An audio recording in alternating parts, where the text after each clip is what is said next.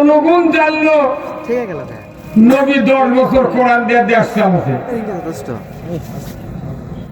54 বছরে যত এমপি সংসদে গেল এরা কি জানে না? চালালো না। ভোটের দিন আসেনি, 33 দিনকে দুর্বল হন ঘরে। এই যে আলুগুলো খিলানো বারে হলেন্ডার, স্টিক, রুমানা, পাগড়ি, ক্যারেট।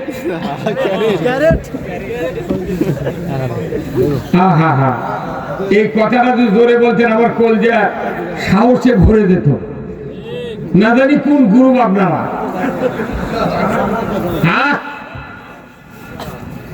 আল্লাহ রাসূলের এই শাসনের কথা সারা বাংলাদেশের জনগণ জানে। কি 54 বছর হলে যারা দেশ চালালো ওই এমপিরা এইগুলি কি জানে? চালালো না কেন? তার মানে কি আসলে ওরা জানে, কিন্তু অজ্ঞতার কারণে চালায়নি। কারণ কোরআন যদি সংসদে চলে আমাদের নেতৃত্ব চলবে না। তাও আওয়াজ করে হয় না পারি। হ্যাঁ কথা ঠিক কিনা? যতক্ষণ আওয়াজ ধরে না আমি ভলিউম দিতেই থাকবো।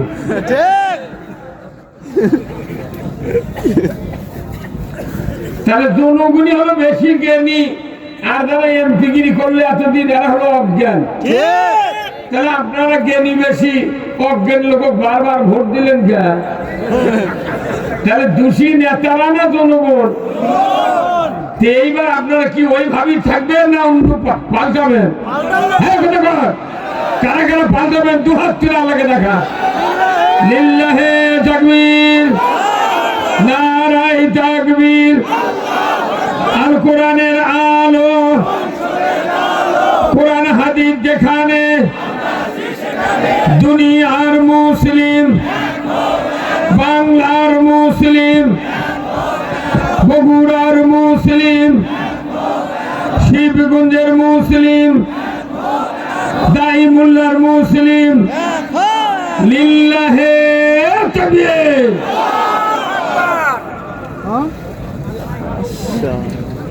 আলহামদুলিল্লাহ। আসলে আল্লাহ রসুলের দুনিয়া আসার একমাত্র উদ্দেশ্য মানুষের আইন সরিয়ে দিয়ে আল্লাহর আইন বিজয় করা।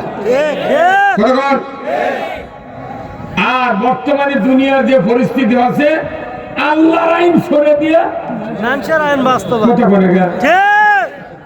কার আইন সরে দিয়ে? এরা কতদিন হলো চলছে? 54 বছর। 54 হলো ব্রিটিশের থেকে শুরুতে 54 পাগল। এই ভারতবর্ষ 700 বছর শাসন করতে মুসলমান। তার ভিতরে একটা বাগাম প্রেসিডেন্ট ছিল শায়েস্তা খান। এর নাম কি? শায়েস্তা খান। হ্যাঁ জনগণ নাম কি? আমরা ইতিহাসে পড়েছি, পাকিস্তান আমলে ক্লাস 4 এর ইতিহাস, শায়েস্তা খানের ইতিহাস। শায়েস্তা খান যখন এই ভারতবর্ষ শাসন করেছেন, ঢাকায় ওনার একটা ফেরেশতা ছিল। তো ওনার জামানায় এই ভারতবর্ষে বিশেষ করে পূর্ব পাকিস্তানের যে ভূখণ্ড, এখানে 1 টাকা দিয়ে 8 মণ চাউল দিছে। কথা বলে রে? কয় মণ? 8 মণ। কয় টাকা? 1 টাকা। এটা শুনলি তোমার মরে দেবে। 1 টাকা দিয়ে 8 মণ চাউল পাওয়া মানে কি? হয় সব মনে সেটা কি দুনিয়া ছিল? তাহলে আজকে 1 টাকা দিয়ে 8 মণ চাউল পাওয়া যেত, রাস্তা করতে মাটি লাগতো না, চাউল দিয়ে ঘাটা করতে হলো। তাহলে যে জাতি মুসলমান বাদশার শাসন আমলে 1 টাকায় 8 মণ চাউল বাঁচে, সেই জাতি আর অনিসলামী আল্লাহ বিরোধী আইন নিয়ে শাসন করার কারণে 1 কেজি চাউলের দাম 90 টাকা। আর পাকিস্তানি বাসমতি চাউলের দাম 1 কেজি 500 টাকা। তাহলে এতে বোঝা যায় আল্লাহর আইন আর মানুষের আইনের কারণে দ্রব্যমূল্যের দামও বেড়ে যায়।